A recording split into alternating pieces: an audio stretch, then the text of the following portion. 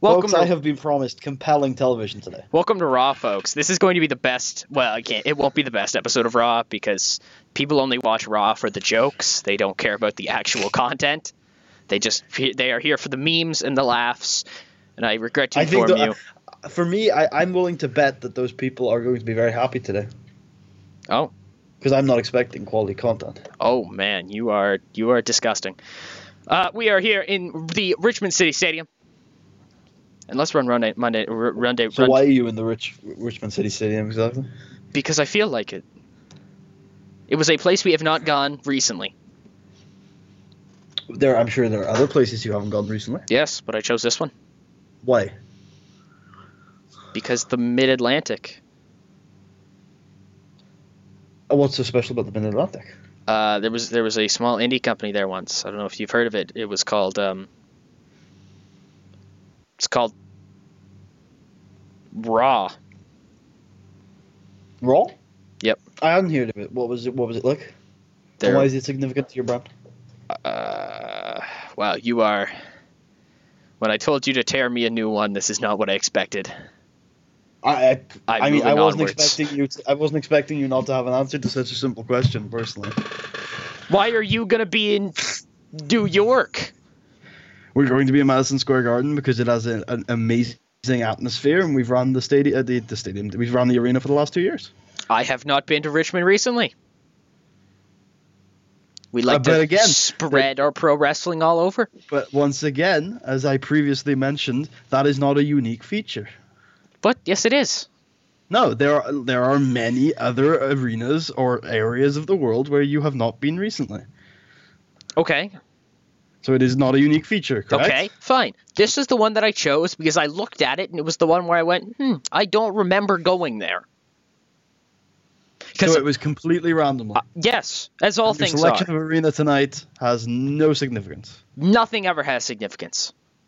That is definitely incorrect. As we just mentioned, my arena choice tomorrow night has significance. Okay, you know what? We're moving on. You have failed. Yeah, okay. At the first hurdle. Shane McMahon comes out, welcomes us to Raw, and he says, last week, Kevin Owens' his actions were despicable, uncalled for, total, just totally unprofessional conduct. And for that,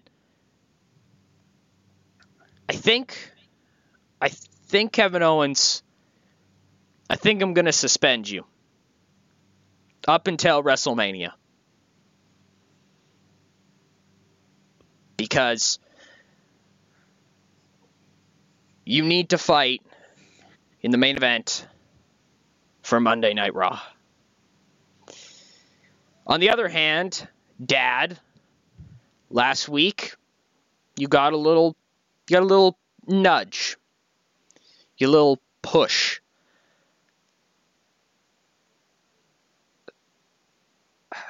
Tonight isn't a night, though, where I want to deal with that, where I want to ensure that Sheamus gets his shot. Tonight is to be focused on the United States Championship match between, not Rich Swann, should be Ricochet, Adrian Neville and Ricochet, and the main event, seeing Dean Ambrose and Seth Rollins take on Roman Reigns and Luke Harper of the Wyatt family for the World Tag Team Championships. But, Dad, don't think I have forgotten about you. Because I haven't. Thank you, everyone. Enjoy your night. As we head into our new commentary team, it's Tom Phillips and Corey Graves. As Tom Phillips is sitting there, and he says, everybody, as great as it is to be here on Monday Night Raw, as great as it is to be finally commentating on such a prestigious brand. And to celebrate the occasion, I'm going to face fuck the shit out of someone. Yeah, I was going to try to tie that in somehow. And Corey says, "Yeah, Tom, it's a great honor, but it is not bitter. It is not bittersweet. It is not without bittersweetness. Excuse me." As Corey Graves, expert commentator, trips up on his debut angle. Corey Graves. Joey Styles last week was brutally assaulted by Kevin Owens, and we regret to inform you guys that we're Joey isn't coming back to work for a little while. Do you know how many announced teams were brutalized by the KED? Do you want to know how many days of work they missed? about the same amount of times that Enzo Amore has. Like 1? 0 times. Oh, I thought you said times. Oh no, dimes. I was like, Enzo necked himself that one time. I'm like, I think he was out for a little while. He never missed a day of work though. Fucking Joey Styles is slacking. Joey Styles got his neck broken. What do you want from the guy? To come in and commentate like Michael Cole did when he got attacked by Tommy Enda in 2016. Anyways, we're moving into our first contest. I'm excited. It's going to be a huge deal, guys. It's Apollo Crews, and he defeats Austin Aries in 7 minutes 44 seconds with a jackhammer. Apollo looks happy. Okay, so in this contest, what kind of match do we have here? We have a little guy versus big guy type match with Who's the little guy?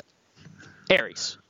Okay. Aries tries to outspeed. That's not how it is. So you're not doing what WWE did and having fucking 260-pound Apollo Crews work under?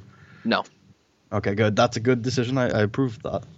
And so it eventually does end when Austin Aries goes for a crossbody off the top rope, but Apollo catches him John Cena style, but lifts him up with one arm into suplex type position, jackhammer.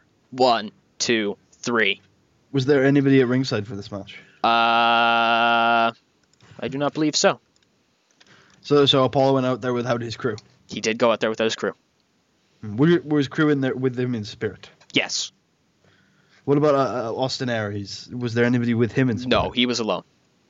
Alone? Yes. Well, that's why he lost then. Just like Carl and Doc found out last night, the power of friendship trumps all. Exactly. And he did not have Davey Richards' friendship tonight, for whatever reason.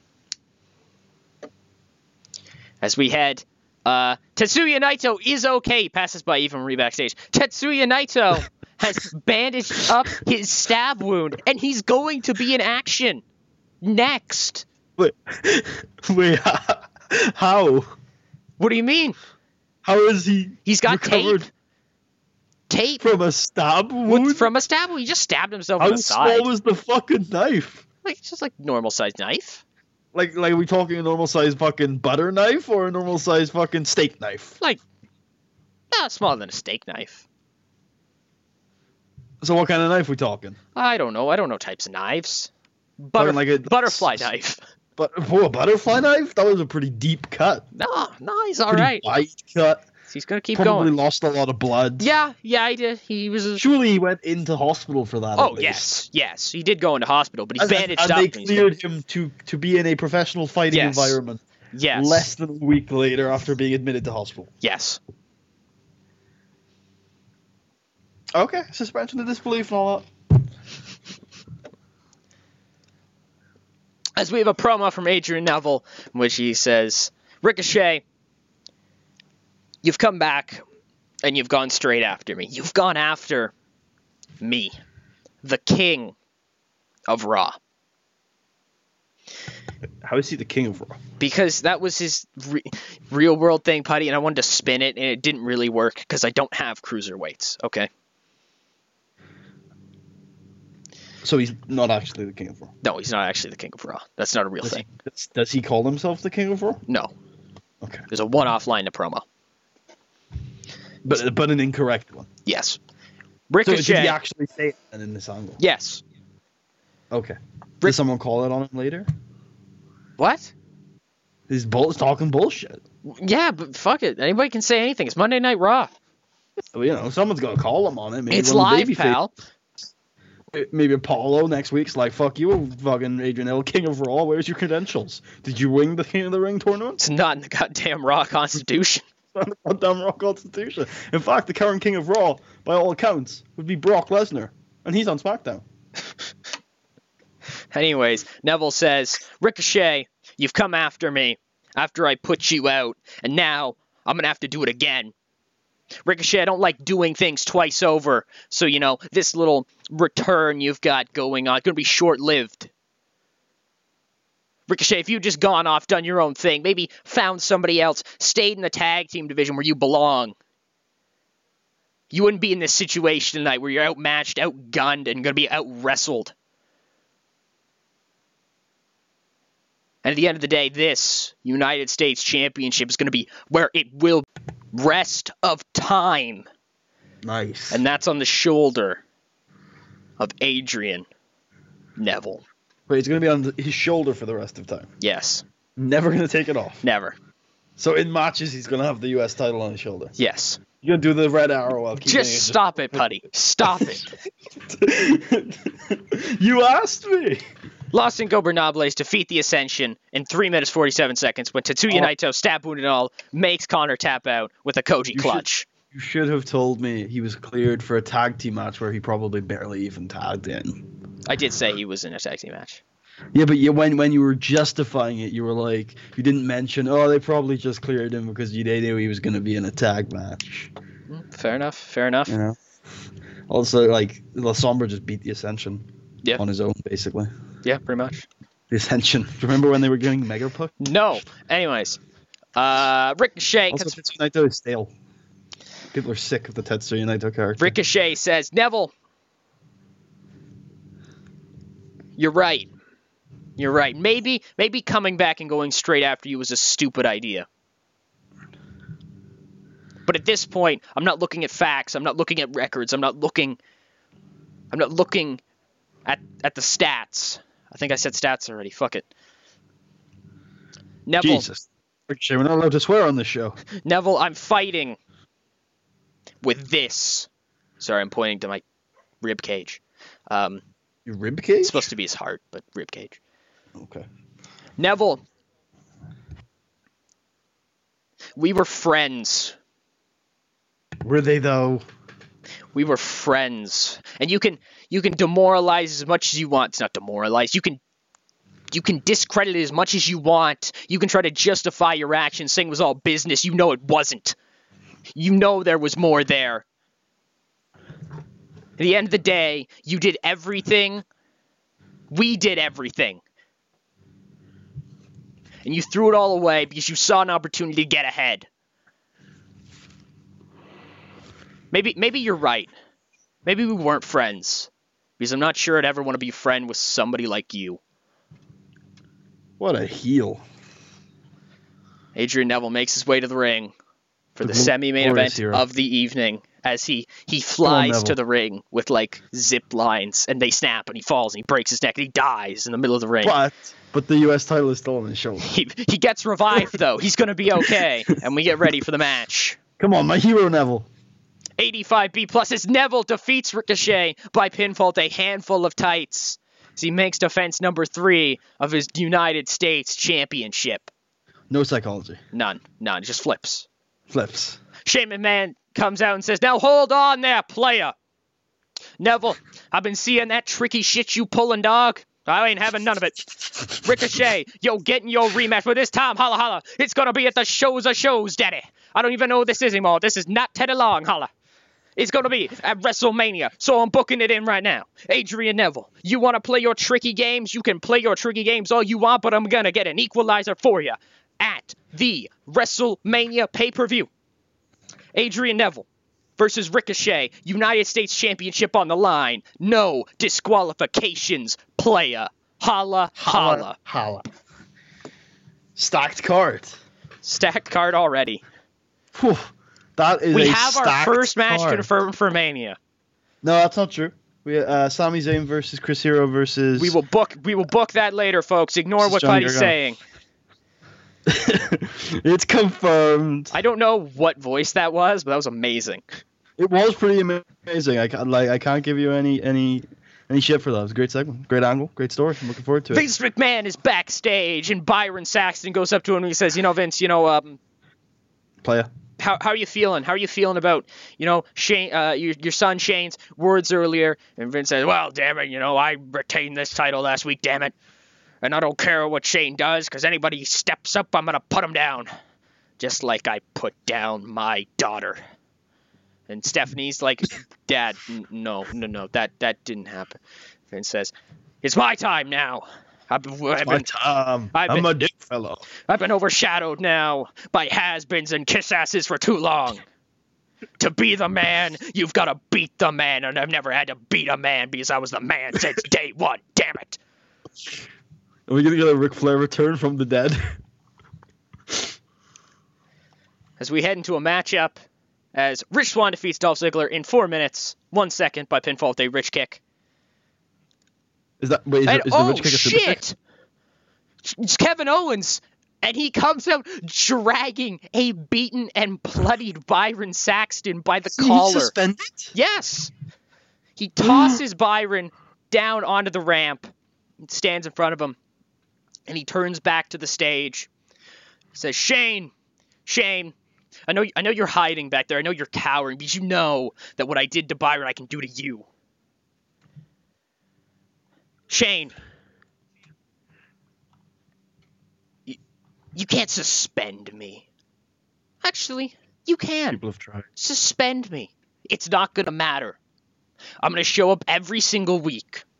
I'm going to jump the barricades. I'm going to hide in those black crate boxes that nobody knows the names of, but you know what I'm talking about. And I'm going to pop out. I'm going to beat people up. I'm going to bring them out here. It's going to be on your hands. You know what, Shane? You want to keep gonna do? You want to keep talking about being in the main event of WrestleMania? I don't even want to be in the main event of WrestleMania. I don't care because that show doesn't mean anything. I could beat your old man any day. Speaking of beating your old man any day, that's the strangest transition I think I've had in the entire series. Anyways, he says, speaking of beating your old man any day. Yeah, Shane, what I did last week.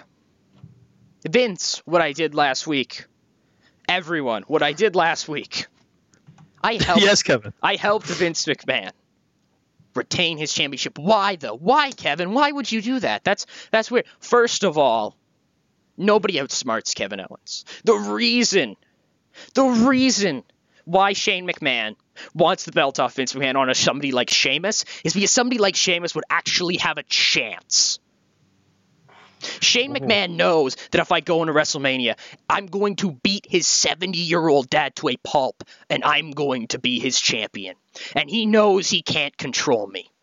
He knows I'm not going to listen. And he knows that every single day I'm on this roster, I'm going to make his life a living hell. I said it last week. He wants to stamp me out. You threw gasoline on a fire, Shane. Second of all, Vince. This wasn't just for me. I mean, it was for me. But it wasn't just to stick it to Shane. This is so I can stick it to you. When I first came into here, Triple H backed me and you stood against me. You and your old two-timing ass. You want to say you've been the man your entire life? You've been a man hiding behind shadows of men. And any single one of them, you could bring them down the ramp and I could kick their asses and send them packing.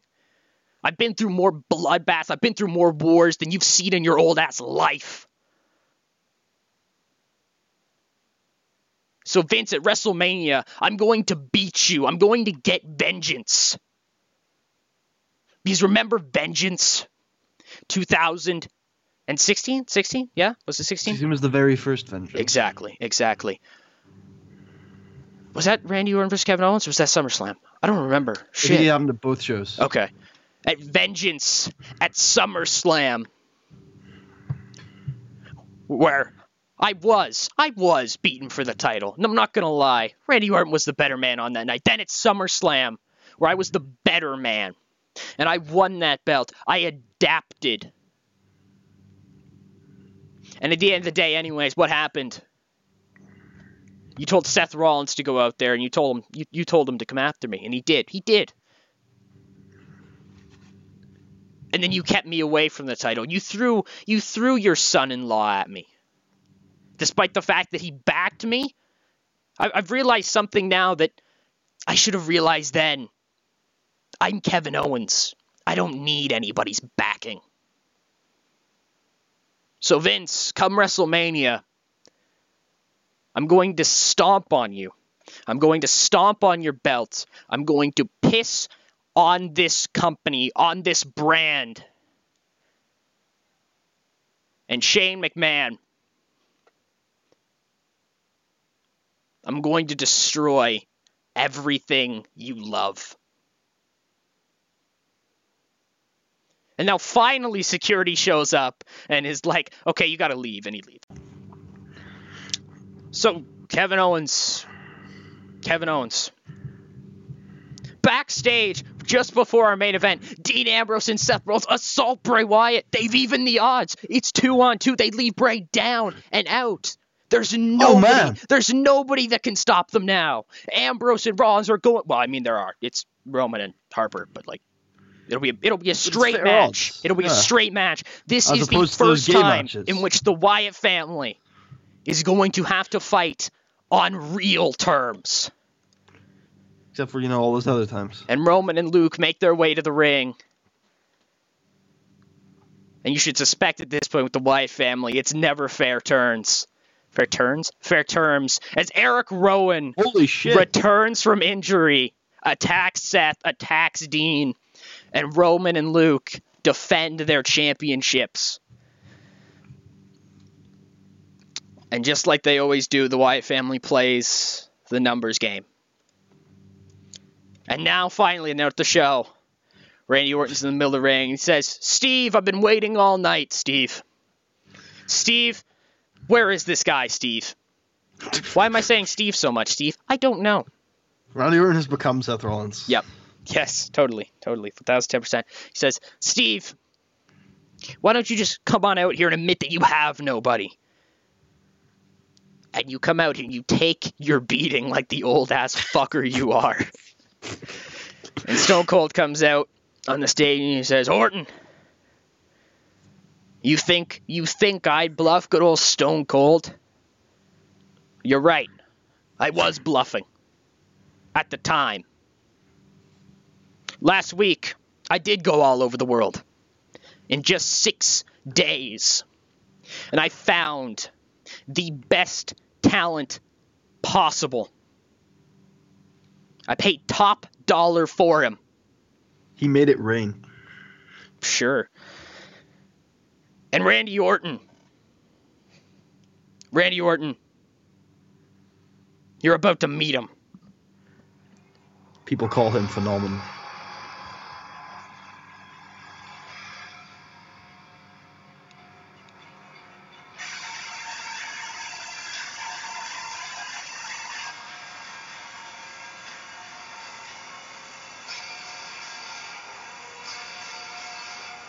Totally getting a copy of this. Oh, we're totally getting a copy of this stuff.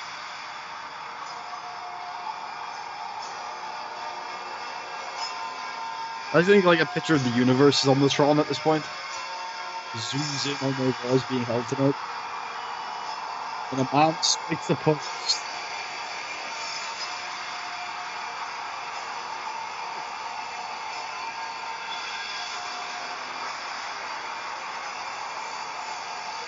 Long ass intro. Oh, the debut.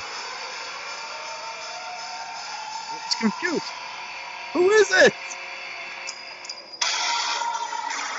Kazuchika Okada. The man who we probably never thought would ever work for me. Comes in the ring. Drops Randy Orton with a Rainmaker. Strikes that well-known pose. And the Raw crowd chants, holy shit, all 18,000 of them. Do we get like Orton style firework confetti from the sky as he strikes the pose? No, it just rains money. Oh, just complete money. Yep. Is it yen? Is it yen? Yes, it is yen. The crowd extremely disappointed. Yeah, the crowd's like, it's worth nothing. And Kazuchika Okada is part of Monday Night Raw, folks. You don't put the U in. It's Kazuchika. That's what I said. No, you're saying Kazuchika. Yeah, Kazuchika. No, Kazuchika. Kazuchika. Kazuchika. Kazuchika? There you go. The fuck? You're adding an extra I or U. But it's Austin Leroy. Ugh. He's from Toronto. He is from Toronto. Everyone from Toronto is a cunt. That's just a lie. Everyone I know from Toronto was a cunt. Oh.